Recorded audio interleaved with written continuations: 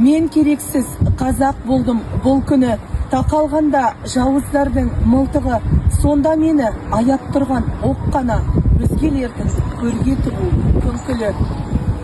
Көз алдымда көлеңке жоқ, тас түнек, әлгі мылтық шүріппесін басты кеп, атылған оқ өн бойымды суытты. Қарт өмірмен қош айтысты жас жүрек. Өлдім сөйтіп, заман бәрін көріп тұр, айдалаға кетті бізді көміп құр. Өкінбеймін, елім үшін өлдім мен, ей құдайым, ұрпағыма сонықтыр. Ұрпағымды жақсылыққа жолықтыр, сол заманның жүрек әлі соғып тұр. Айтылған сөз, атылған оқ деуші еді, атылған оқ айтылмас сөз болып тұр.